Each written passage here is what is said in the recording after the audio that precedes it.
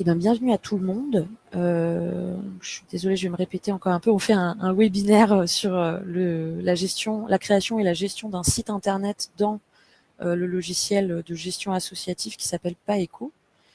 Et donc, je vais prendre 2-3 minutes pour reparler de l'association du logiciel. Grosso modo, c'est un logiciel qui a été créé, un logiciel libre, donc ça veut dire que le code source est complètement accessible, qu'on peut modifier le code, se le réapproprier, sous réserve qu'on puisse le redistribuer librement. Il a été développé dans les années 2010 par Boaz, qui est un développeur qui a fait ça pour son atelier vélo au départ, vraiment pour un usage personnel avec son asso. Et puis après, une dizaine d'années de développement, une communauté d'utilisateurs qui grossit, énormément de retours et de suggestions. Et donc, c'est passé d'un logiciel qui se voulait vraiment plutôt gestion de comptabilité pour des associations à un outil qu'on essaye d'avoir le plus complet possible, donc avec vraiment qui cherche à centraliser tous les outils dont une association peut avoir besoin dans un seul et même outil. Et donc, on est devenu une association fin 2023, parce qu'on se sent, nous, dans une démarche plutôt engagée, même militante sur les questions du numérique, éthique. On a rejoint un collectif d'hébergeurs alternatifs, les chatons, qui cherchent à proposer du logiciel libre comme un modèle alternatif à la prédominance des modèles des géants du numérique comme Google, Microsoft et compagnie. Et donc, et qu'est-ce qu'on fait concrètement? Notre objet, c'est de développer ce logiciel et d'en proposer un hébergement en ligne à prix libre.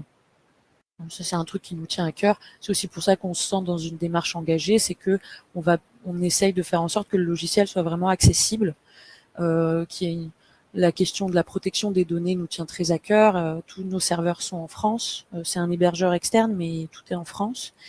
On est très très à cheval sur la question du RGPD.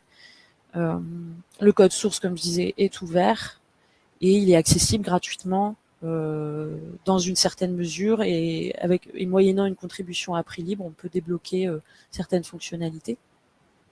C'est en ce sens-là qu'on se sent dans une démarche associative. Et puis une précision aussi, c'est qu'il y a au niveau du développement, il y a vraiment quelque chose une attention particulière qui est mise sur le fait d'avoir un outil qui soit accessible, mais aussi en termes d'accessibilité, par exemple pour les personnes malvoyantes, mais aussi léger. Un logiciel qui soit le plus léger possible et qui ne devienne pas une usine à gaz, qui génère beaucoup de données, parce que ça a un impact. Ces données-là, elles sont pas stockées comme on peut le croire dans un nuage, mais bien sur des serveurs réels qui sont ailleurs. C'est pas de la dématérialisation, mais c'est de la délocalisation. Donc c'est important pour nous que ça reste un logiciel léger. Et puis aussi en termes de fluidité d'utilisation, je le précise parce que le site web, c'est une fonctionnalité qui a été rajoutée du coup dans les années qui ont suivi l'apparition du logiciel, mais ça reste du basique. Voilà, on peut faire des choses très chouettes si on a quelques compétences en code. On peut apprendre aussi, mais ça reste un site web qui sera statique, c'est-à-dire qu'on ne pourra pas faire je sais pas comment, je maîtrise pas bien ce vocabulaire-là, mais on va pas pouvoir faire un site avec des vidéos qui démarrent toutes seules, avec des choses lourdes, des trucs brillants partout. Voilà, et c'est quelque chose qu'on assume et qui est important pour nous. Voilà pour l'introduction. Et ce que je vous propose, plutôt que de continuer à blablater, je vais vous partager mon écran. Et alors, c'est celui-là, je pense. Voilà. J'espère que le partage d'écran fonctionne bien.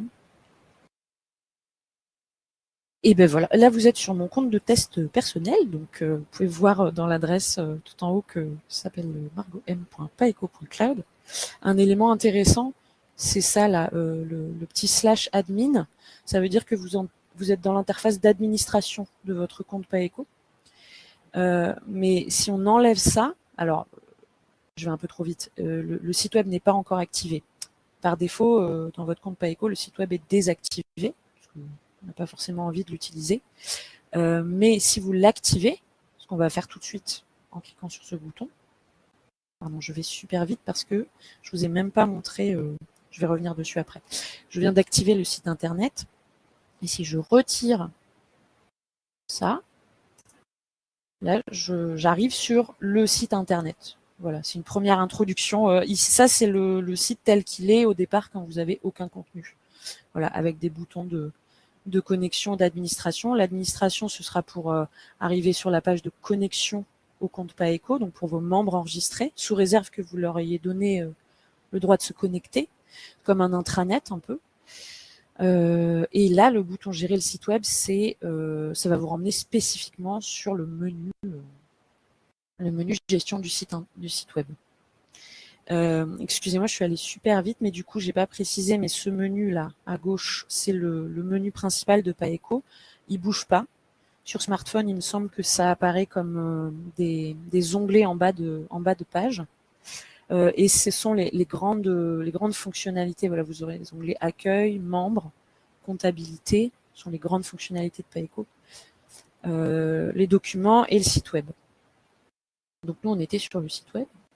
Voilà, j'espère que ça va. Et aujourd'hui, là, je suis dans une situation où on va faire comme si je me lançais. Hein. Je suis administratrice de l'asso du coin. D'ailleurs, je réalise que j'ai pas de logo. Bref, c'est pas grave. Et je cherche à avoir un site internet vitrine pour afficher les informations que j'ai envie de rendre accessibles au grand public, sachant que c'est aussi possible de limiter l'accès uniquement à vos membres, si vous le souhaitez. Et donc, qu'est-ce qu'on va faire? On vient d'activer le site web. Alors, ça s'est fait parce qu'il y avait un gros bouton ici, activation du site web, mais vous pouvez aussi le faire dans le menu configuration.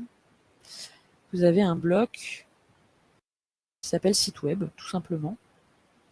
Et voilà, vous pouvez l'activer ou le désactiver. Donc ça peut se faire à n'importe quel moment, hein, si vous voulez supprimer temporairement, on va dire, enfin enlever le référencement de votre site. Vous pouvez le désactiver même temporairement et ça n'aura pas d'impact sur les données et les pages que vous avez créées dedans. Et ici, si vous le désactivez, vous avez la possibilité de renseigner un autre site web, si vous en avez un autre. Et cette information, elle apparaîtra dans l'accueil de votre compte Paeco. Nous, on va rester sur activer. On va bien penser à enregistrer. Donc ça, c'est dans le menu configuration. Et on va retourner dans le site web et ce qu'on va faire, c'est commencer, hein, tout simplement. On va créer une première page internet. Alors moi j'ai envie de faire une page un peu accueil avec des informations vraiment globales sur l'objet de mon association. Donc je vais l'appeler accueil, tout simplement. Et là voilà, on rentre dans l'interface de création de la page, d'édition, voilà, d'une page. L'idée c'était de rendre ça le plus accessible possible parce que sur des outils comme WordPress par exemple, que je ne critique pas, hein, mais que moi j'arrive pas du tout à maîtriser, même à explorer un petit peu parce qu'il y a beaucoup de choses partout.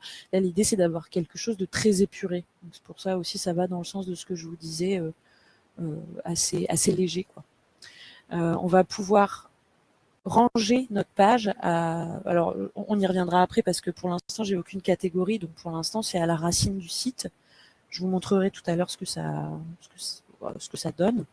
La date de publication, le langage, je vais y revenir tout de suite. Ici le statut de votre article, il peut être en brouillon, en ligne, donc accessible à tout le monde, ou réservé aux membres. Pour vraiment avoir, ou là il faudra être connecté du coup pour avoir accès à cette page.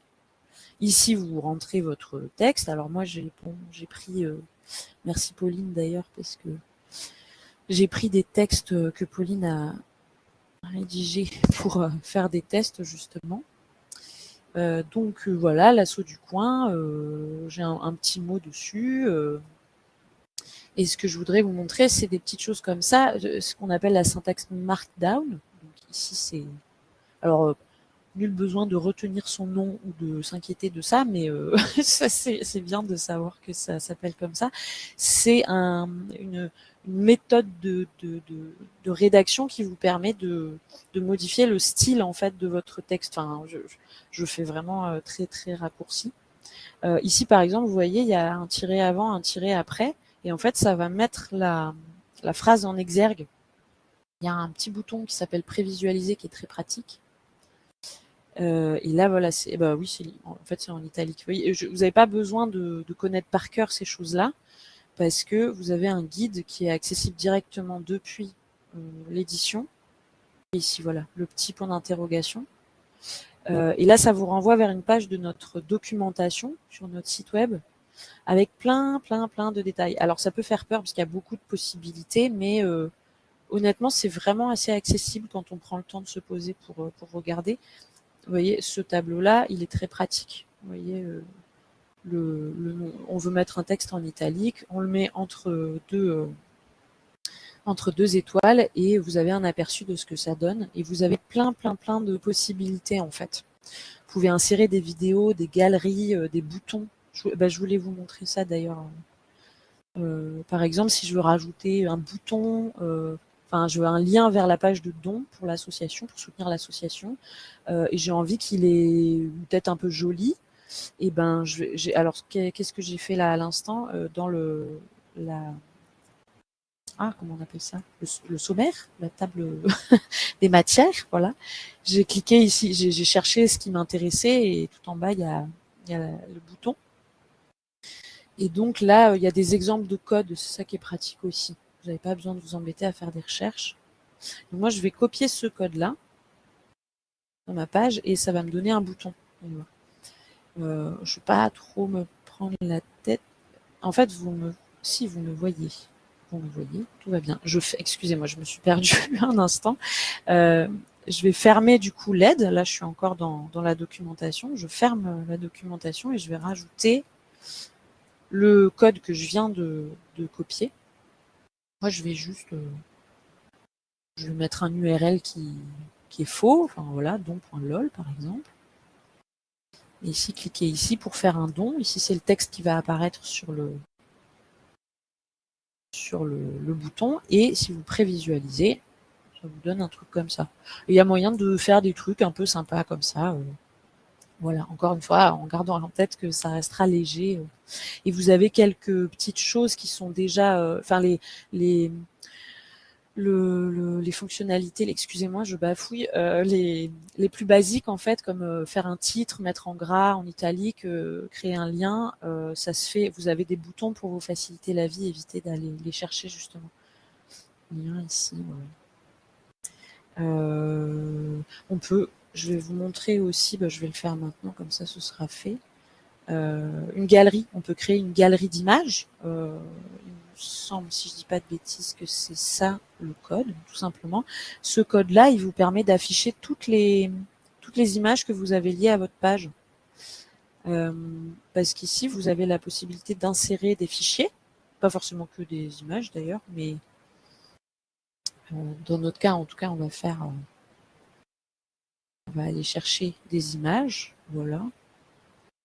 Ce sont donc des images qui sont reliées à la page. Là, je viens de les charger. Et ce qu'on va faire, c'est refermer le fichier. Et là, mon petit code, la galerie, normalement, voilà, il a créé une galerie d'images.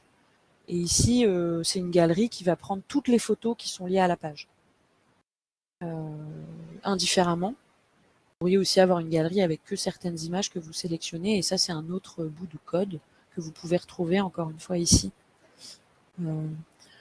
N'hésitez pas à regarder dans notre documentation s'il y a des aspects qui vous intéressent plus particulièrement et qu'on fasse le test après. Juste galerie d'images, vous voyez ici, il y a plein de possibilités. Et pour terminer, ah oui, vous pouvez aussi agrandir pour que ce soit plus facile et agréable d'écrire.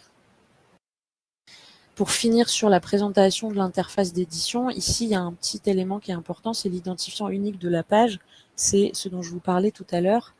Ici, dans l'URL de la page où je me trouve, j'ai le nom de mon compte Paeco, enfin l'adresse de mon compte Paeco, et après je suis dans l'interface d'administration, dans le menu site web, et là, bon, ça j'aurais pu vous expliquer. Mais si j'enlève tout ça, je vais me retrouver sur le site public. Et si je rajoute accueil, je vais me retrouver sur cette page-là que je viens de créer. Par contre, je crois que je ne l'ai pas enregistrée, donc pardon. Je me fais un petit retour en arrière. Je viens d'enregistrer la page. Et là, je vais faire exactement ce que je vous disais tout à l'heure. Accueil, c'est l'identifiant unique de la page que je viens de créer. Et j'arrive directement, du coup, dans cette page accueil.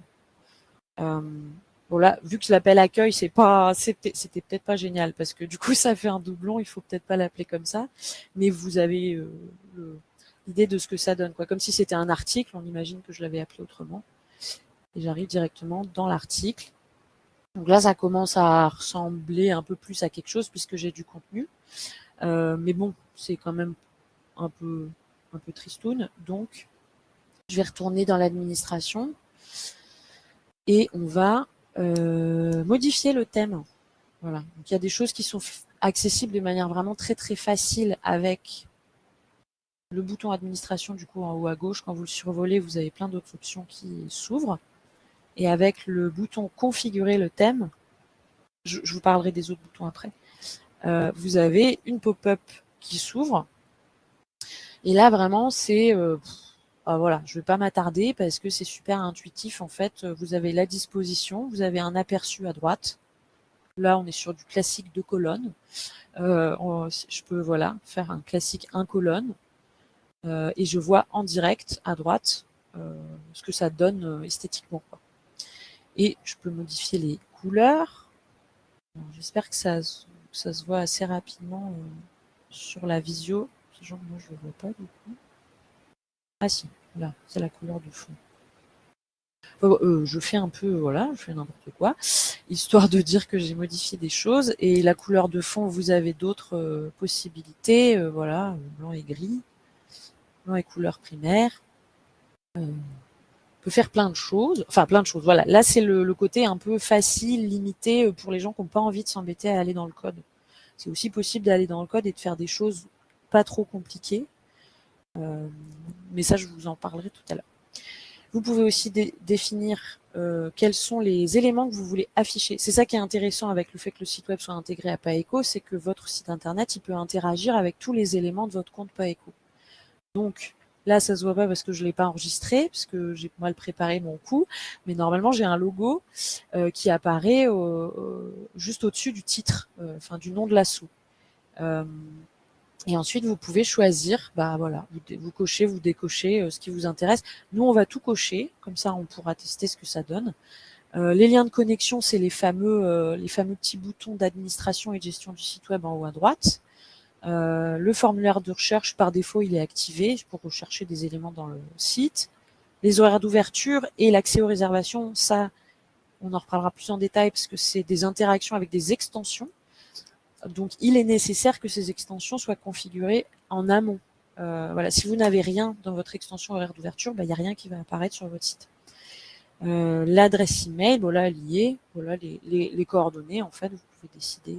Et un formulaire de contact, ça peut être pratique, qui vous enverra directement, qui enverra un mail directement à l'adresse qui est configurée comme mail d'administration du compte.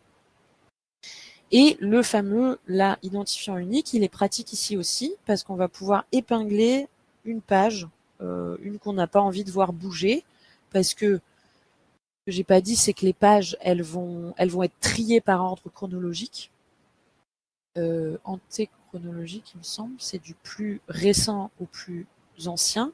Ça, c'est possible de le modifier. Mais si on veut pas trop s'embêter, on peut aussi décider d'avoir une page épinglée vraiment qui bougera pas, quoi, qui sera toujours en haut de votre site. Et moi, c'est ce que je voulais faire avec la page d'accueil là.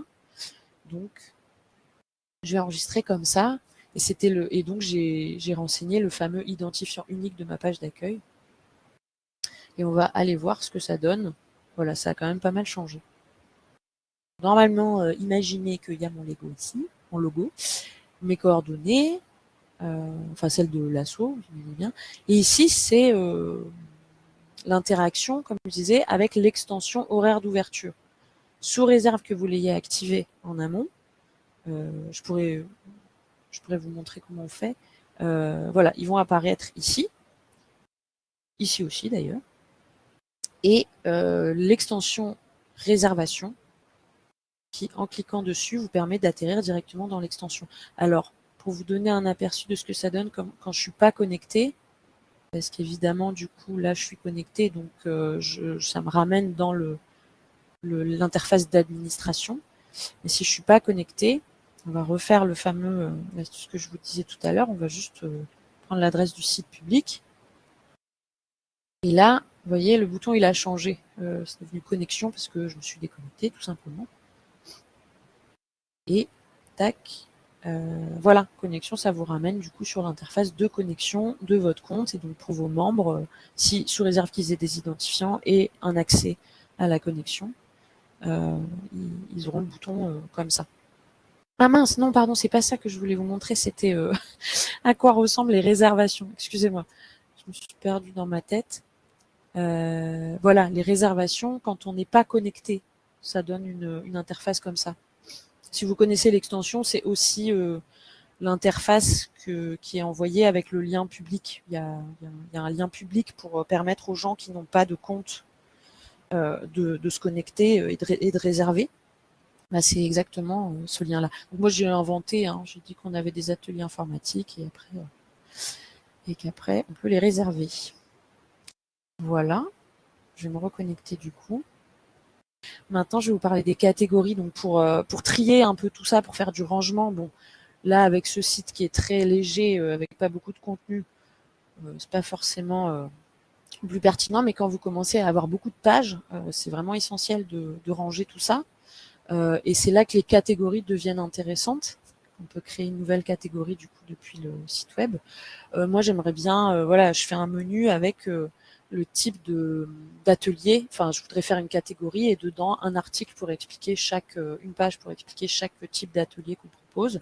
Donc nos ateliers, voilà. Je peux vous montrer d'ailleurs en direct ce que ça donne, hein, parce qu'on vient de créer la catégorie. Alors certes, elle est vide, mais en fait, elle vient de se créer sur le menu du site public. Bon, il n'y a rien dedans, mais c'est comme ça que vont apparaître les catégories. Sachant que vous vous rappelez peut-être que, pardon, si je vais trop vite, si je retourne dans la configuration du thème, je peux changer cette façon de s'afficher, mais grosso modo, la structure restera toujours la même, quoi. Ce sera un bandeau sur la droite, il me semble. Ah non, là, c'est différent. Bon, vous comprendrez qu'il y a plein de choses possibles et je les connais pas toutes. Donc, on va rester sur du classique de colonne, parce que ça nous semble très bien. On vient de créer une catégorie nos ateliers. Et puis moi, je vais pouvoir créer une page. Voilà, j'ai envie de dire que on fait des ateliers informatiques. Voilà, rien pour l'instant, c'est familier. Vous voyez l'identifiant qui se met d'ailleurs automatiquement comme le titre que vous avez donné, mais vous pouvez le modifier. Blablabla, voilà, c'est bien. Et donc là, j'ai un site internet avec une catégorie, enfin un menu, nos ateliers. Ah mince, là je suis arrivée directement dedans. Voilà, l'accueil, mon article qui est épinglé en haut. Si j'ai d'autres articles, vous voyez, là je viens de créer l'article, enfin la page, pardon, atelier informatique, elle se met automatiquement en dessous, en fait. Et elle est aussi rangée dans nos ateliers.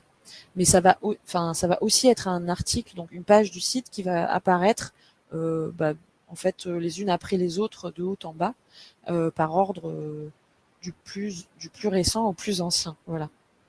Et ça, il y a moyen de modifier l'ordre, mais c'est des trucs dans les fichiers CSS et j'aurais peur de vous dire des bêtises. Et là, si on rentre dans la catégorie nos ateliers, vous retrouvez l'article, enfin la page atelier informatique. Voilà. Voilà. Qu'est-ce que je voulais vous montrer d'autre? Oui, du coup, il est possible de modifier. Excusez-moi, j'ai une mouche qui me vole dessus. il est possible de modifier l'emplacement de vos pages à tout moment.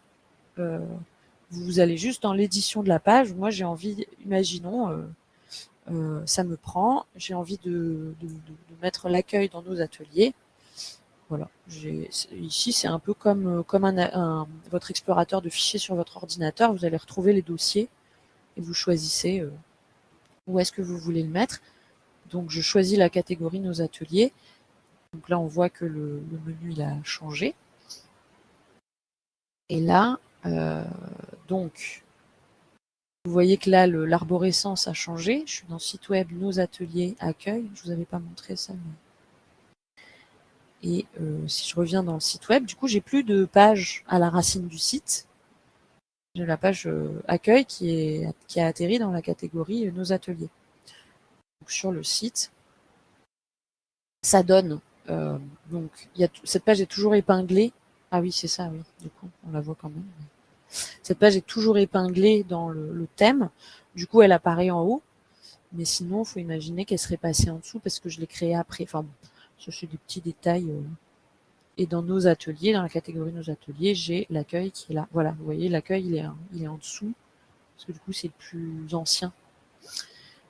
C'est ça qui était intéressant avec le fait de pouvoir épingler. C'est que s'il y a des choses que vous avez besoin de garder vraiment visibles en haut, bah, cette fonctionnalité permet de le faire. Je peux vous montrer le site d'ailleurs de notre association. Nous, on est resté sur quelque chose de très basique, mais nous, on a toute cette partie-là. En fait, c'est la page épinglée, on va dire, qui donne toutes les informations sur notre association. Mais c'est un article en fait. Vous voyez, comme je vous l'ai montré, c'est une page du site. Et après, on a publié des choses tout au long de l'année, donc elles apparaissent en bas.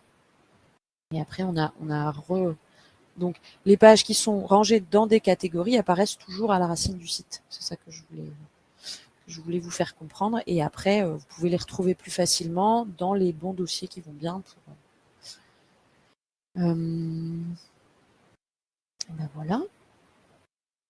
Oui, pardon, je vais vous montrer très rapidement, du coup, ces boutons-là. Le plan du site, bon, il n'y a pas grand-chose à en dire, hein, c'est des liens vers toutes les pages de votre site. Donc, si vous imaginez que vous avez beaucoup de pages, c'est un peu plus dense.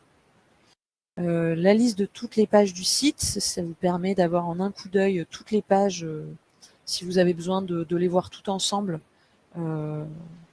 sans rentrer dans chaque catégorie, c'est ici que ça se passe. Vous avez un bouton très très pratique qui s'appelle vérifier les liens internes. Ça, ça va faire tourner une moulinette en fait. Vous n'avez rien à faire, qui permet de s'assurer que tous les liens vers d'autres sites, ou même des liens internes enfin si vous voulez faire un lien vers votre propre site internet, vers un autre article, ça va vérifier tous les liens et il va vous dire s'il y a une erreur. C'est très pratique quand vous avez beaucoup de pages. Nous, je l'ai pas dit, mais le site de Paeco. Alors pardon, là c'était le site de l'association Paeco. Et le site que vous connaissez plus sans doute, vraiment où il y a l'hébergement, l'offre et les tarifs, tout ça, il est aussi fait avec Paeco. Donc, voilà, on peut faire des choses vraiment poussées, mais là moi je suis incapable de vous expliquer comment ça a été possible. Et pourquoi je vous dis ça? Oui, dans notre aide, du coup, nous on a énormément de pages, vraiment énormément de pages. Et donc c'est vraiment essentiel et des pages qui renvoient les unes vers les autres. Vous voyez les notions de compte. Mince, je vais en prendre une au hasard, pardon, je n'ai pas réfléchi à cette question. On a souvent des références vers d'autres pages de notre site. Pour aller plus loin, voilà, vous voyez, petit glossaire de la comptabilité. Ça, c'est un renvoi du site de Paeco vers le site de Paeco. Et ben on a besoin de s'assurer si on modifie une page, si on modifie son identifiant, que tous les liens sont toujours bien valide. Voilà. Petite astuce, le configurer le thème, on l'a vu ensemble, et le code du site, c'est le dernier truc dans lequel je ne vais pas rentrer en détail. Je suis désolée pour ça, si c'était une attente, mais vous avez ce qu'on appelle des fichiers CSS. Alors là, peut-être pour commencer, vous remarquerez qu'on est atterri dans la configuration, onglet extension, c'est parce que en fait, le site web il fonctionne avec une extension qui est activée par défaut, qui s'appelle site web thème par défaut, et vous pouvez donc configurer tous vos fichiers CSS, HTML ou que sais-je, ici dans la configuration de l'extension du thème en fait du site web. D'ailleurs, ça me permet de vous montrer qu'il y a d'autres petites choses là. Code source. Et donc ici, ce sont en fait des lignes de code. Vraiment, là, je saurais pas vous. J'ai pas envie de vous perdre. Moi, je suis capable de faire des petites choses avec ça, mais pas très poussées. Donc, j'ai pas envie de. Mais si vous êtes curieux et que vous avez du temps, c'est vraiment pas très compliqué. C'est important de le garder en tête parce que, par exemple, il y a mince, je sais plus comment y accéder du coup. L'histoire de notre dictionnaire Markdown, là. Il vous donne des astuces pour modifier les... Non, je ne suis pas au bon endroit, excusez-moi. Le site web. Dans notre documentation, on a une page où on vous explique un peu ce que vous pouvez faire justement pour personnaliser de manière un peu plus poussée. Et donc, à défaut de le faire là en direct avec moi, n'hésitez pas à aller regarder là-dedans.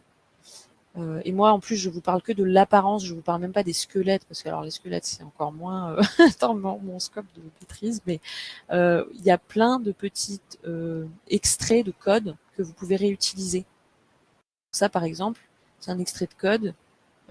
Et dans la page de documentation, il vous explique tout. On vous dit où est-ce qu'il faut aller le chercher. C'est le fameux default.css. Donc on va faire ça. Juste, c'est le dernier, pardon, parce que je vois que je parle beaucoup en plus et que j'ai dépassé le temps. Mais ici, vous avez ce qu'on appelle je sais même pas comment on appelle ça, un fichier texte en fait, avec plein de codes dedans. Et vous avez un endroit où il y a le corps du site en fait, donc en anglais, c'est toujours en anglais, le body. Et évidemment, je vais pas le trouver, ce serait trop facile. Je suis désolée, je vais peut-être arrêter là de toute façon. Il y a un endroit où il y a une possibilité de modifier le code, le style CSS du corps global de votre site internet. Je le retrouve pas, mais dans la documentation, vous avez des bouts de code qui vous permettent de faire un peu mumuse. Et moi, j'encourage à le faire parce que Paeco permet de sauvegarder. Voilà, vous pouvez le faire. D'ailleurs, je vous le montre tout de suite. Vous pouvez sauvegarder votre compte, bidouiller un peu et puis restaurer et revenir en arrière si jamais vous avez fait des bêtises. Mais n'hésitez pas à tester, à bidouiller. Et peut-être un dernier truc avant d'arrêter de parler, n'hésitez pas à utiliser le site de démo du coup pour ça, qui est un genre de truc de bac à sable, demo.paeco.cloud, où là vous pouvez créer des comptes éphémères qui vont être détruits les jours qui viennent, soit un site vierge, soit à partir de la base de données que Pauline a créée pour faire des tests justement. Excusez-moi, j'ai beaucoup parlé encore, mais je vais m'arrêter là et puis je vais vous laisser poser vos questions s'il y en a. Voilà, comme ça, s'il y a des choses à voir plus en détail, on peut les regarder ensemble. Donc moi, dans un tunnel. Je vais cesser le partage d'écran. J'espère que tout le monde va bien. Je sais pas s'il y a eu des questions, Pauline, peut-être, où c'était difficile de répondre, ou si ça va. Ça va, j'ai fait des petites recherches de mon côté pour ôter les doutes, mais ça va, merci. Et c'était très clair, la présentation. Merci. Ben écoutez, n'hésitez pas, c'est à vous. Alors vous pouvez soit mettre votre question dans le chat, soit lever la main. Il y a un petit bouton qui s'appelle barre de réaction en bas de votre écran. Vous pouvez lever la main si vous le souhaitez. Et aussi, vu qu'on n'est pas très trop nombreux, n'hésitez pas à poser votre question de vive voix. Et sinon, c'est bien aussi. Moi, je peux blablater toute seule assez longtemps. Donc, et Julien, pour la personnalisation du nom de domaine, est-ce que vous avez des recommandations? Ah, merci pour la question. Je voulais vous en parler. c'est possible d'avoir son propre nom de domaine greffé sur le site web de Paeco. Donc un nom de domaine, c'est nous par exemple, notre nom de domaine c'est paeco.cloud. C'est un truc qu'on achète chez un hébergeur. Non, même pas un hébergeur, ça s'appelle un bureau d'enregistrement, pour être plus précise. Et il y en a un qui est en train de se monter, il me semble, sous forme de coopérative. Pour répondre à ta question, Julien, mais alors je sais plus s'il est toujours... Oui, c'est pas bureau.coop, non. Je sais plus comment ça s'appelle. Bureau d'enregistrement coopératif. Pardon, je cherche en même temps. Et c'est si vous avez votre propre nom de domaine du coup à vous, vous pouvez le greffer entre guillemets. Vous pouvez faire ce qu'on appelle des enregistrements DNS, donc des petites bestioles qui vont rediriger votre nom de domaine vers le site Paeco. Et donc, à quoi ça sert concrètement? C'est que votre compte, par exemple, il s'appelle pas l'assautducoin.paeco.cloud, mais qui s'appelle l'assautducoin.org, net, que sais-je. Et oui, je viens de le retrouver. Donc c'est ça, le bureau.coop. Je sais pas si c'était ça ta question, Julien. Oui, si, des organismes pour le réserver. Nous, on est chez OVH parce que c'est le... Attends. Non, je crois que je te dis peut-être une bêtise. Je sais pas en fait chez qui on est. Paeco. Je dis nous parce que j'ai d'autres assos. En tout cas, moi, la plupart des assos dans lesquels j'ai été et celles dans lesquelles je suis engagée aujourd'hui, elles ont toutes leur nom de domaine chez OVH. Parce que ces gros acteurs français, je pense, intuitivement, gros acteurs français, voilà, donc au moins nos données sont en France. C'est suffisamment sérieux pour proposer des... Enfin, sérieux. C'est pas sérieux, mais c'est...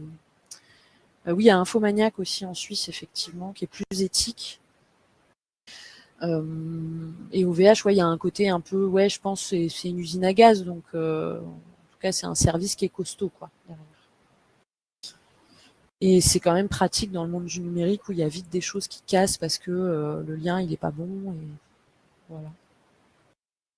Et le bureau.com, je sais pas du tout où ça en est par contre parce que je crois que c'est assez nouveau. Bref, pardon, est-ce qu'il y a d'autres questions? Ah bah Dario, bah avec plaisir. Et si tu as d'autres questions qui sont pas en rapport avec le site internet, écoute, n'hésite pas hein, parce qu'on a du temps du coup. Non mais j'ai été tellement limpide, c'est bien. Je vais remettre le lien vers les webinaires. Donc nous, d'ici... Bon, c'est Pauline qui fait, mais d'ici 2-3 jours, 4 jours, en général, tu vas vite. Vous pourrez retrouver l'enregistrement sur notre site. Je confirme, j'irai assez vite. Jeudi, ce sera fait. Que vous dire, n'hésitez pas à consulter notre documentation, elle est très complète. Pauline a aussi beaucoup bossé sur des vidéos, des tutos. On essaye d'avoir des formats un peu différents, donc c'est aussi disponible sur notre site internet. Je peux les retrouver. Il y a aussi une communauté d'entraide qui est très active et qui vraiment peut vous aider. Enfin, si vous avez un besoin de support individuel du type j'ai oublié mon mot de passe ou du type je sais pas pourquoi mon don il passe pas, c'est plutôt l'adresse support générique paeco@paeco.cloud. Si c'est des questions plus, par exemple, vous avez un truc comptable très pointu. Nous, on n'est pas comptable chez Paeco, donc on commence à avoir un peu d'expérience à force, mais on n'est pas comptable et du coup, il y a des choses sur lesquelles on va pas pouvoir être trop affirmatif. Et puis la comptabilité, mine de rien, c'est pas une science exacte, donc il y a plein d'usages possibles. Et on a une communauté d'entraide où il y a des comptables professionnels, des utilisateurs chevronnés qui maîtrisent beaucoup mieux que moi le logiciel, qui peuvent répondre à vos questions.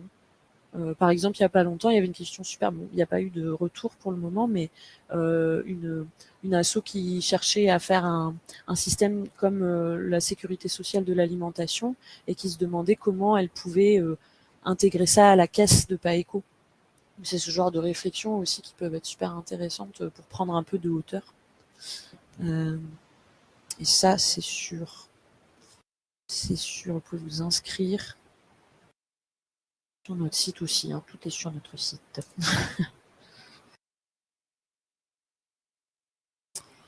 Oui, je trouve que WordPress, c'est très compliqué. Je réagis à ce que tu dis, Jean-Paul. Moi, j'ai essayé hier de créer un article sur un site internet qu'on a sur un WordPress et j'ai abandonné au bout de 5 minutes.